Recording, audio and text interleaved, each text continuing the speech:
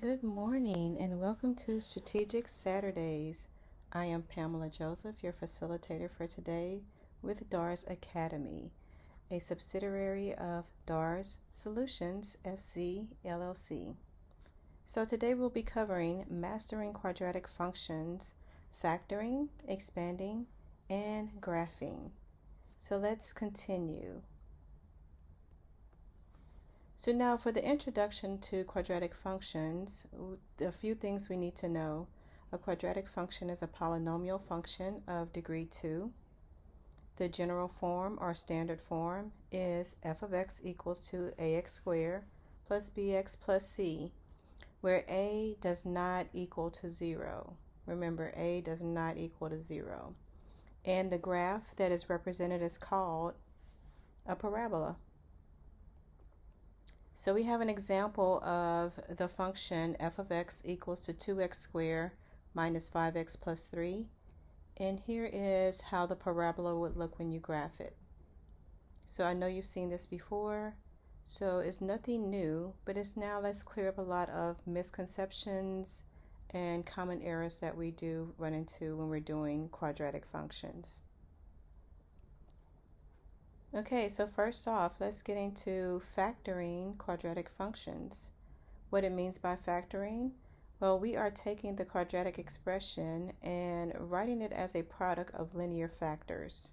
We start off with the general form or standard form and then break it down into where we find the roots of the quadratic function. So in this case, R1 and R2 are the roots of the quadratic function, or as we would say, the factors of the quadratic function.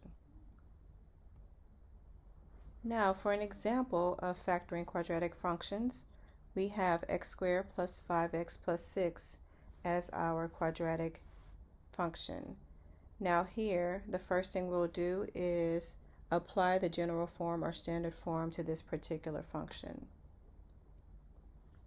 First, I need to identify my a, b, and c of this quadratic function. So 1, the number that is assumed to be in front of x squared, is a. B is in front of x, which is 5. And c, which is 6, is the constant in the general form or standard form. Another thing to note is that c is used to find the roots. So we basically are going to find the factors of c. In this case, it is 6. And with those factors, when we add them together, they will equal to b. So let's look at the factors of 6. So we write out the factors of 6 in order from least to greatest. And I use the rainbow method because it usually helped out my younger students when they were finding out factors of any number, any integer at the time. So 1 times 6 will give me 6, and 2 times 3 will give me 6. So these are the factors that we have. Now, based on this information, we need to add these and see which one complies or equals to b in this case, which is 5. So if we look at 1 plus 6, that's 7, and 2 plus 3 is 5. So which factors we're going to use? The 2 plus 3. So now that we know the factors we're going to use, we're going to substitute the values into the general form. And this is what we have. We have x plus 2 in parentheses times x plus 3 in parentheses. So therefore our solution in this case for x squared plus 5x plus 6, it will equal to, in parentheses, x plus 2 times, in parentheses, x plus 3. You have solved your first quadratic function. Great job. Now, for those of you who are more advanced and use the TI-84 Plus, here are the steps you're going to use in order to find the root values of this particular function. Now, here are the key steps that I use in my TI-84 Plus. You'll go to Apps, select number 9 and 1. And once you have that, you will graph You'll clear, you make sure you enter 1 because you're entering the coefficients of each of the part of the general form. So 1 is for A, you enter that, determine if it's positive or negative.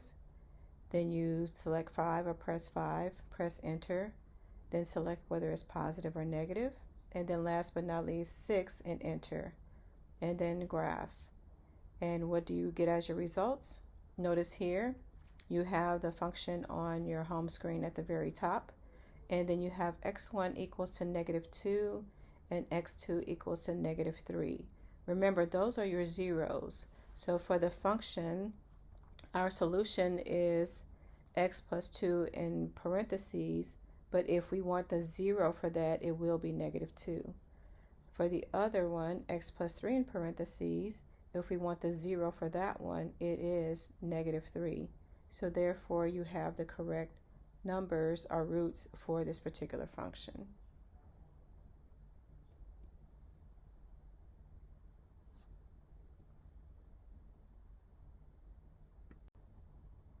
Okay, now let's look at the methods of factoring.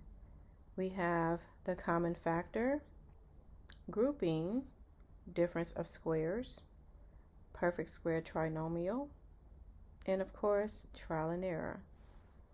So first, let's look at the methods of factoring with the common factor.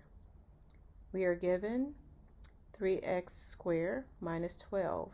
So we need to factor this. Our first step is let's determine whether the coefficients and constants have a common factor. So 3 is a coefficient and 12 is the constant. Notice I put them in the same colors so you know what the name of each of these numbers are called. So if I look at 3 and 12, I'm looking for the GCF, our greatest common factor, for 3 and 12. In this case, it's 3. So I will factor out a 3. And left inside the parentheses will be x squared minus 4. Now it's time to factor the quadratic function x squared minus 4. Remember, I need to look at the general form, and I need to determine what c is because that's what I'm using to find my factors from. In this case, c is -4. So that tells me that one of the factors have to be positive and the other factor has to be negative. Now, when I look for b, there is no b, so therefore b is 0. So that means when I add these factors together, the solution will be 0. And this also pushes me to the idea of those numbers have to be the same. So one of them will be positive, the other one will be negative.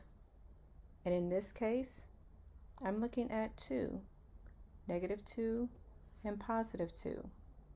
So when I place this into the parentheses, I have 3, open parentheses, x plus 2, close parentheses, times x minus 2 in parentheses as well.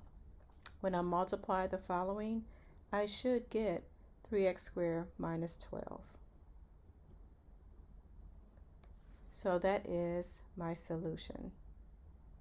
I hope that helps. Okay, now we're getting into expanding quadratic functions. When you expand a quadratic function, that means you're multiplying out the factored expressions. The ones that we usually use is the FOIL method, which stands for first, outer, inner, last. So let's look at an example. We're going to expand x plus 3 in parentheses times x minus 2 in parentheses. So we will look first at the first expression, and that is x times x. Notice I have them in the same color coordinated with the first letter in the above statement.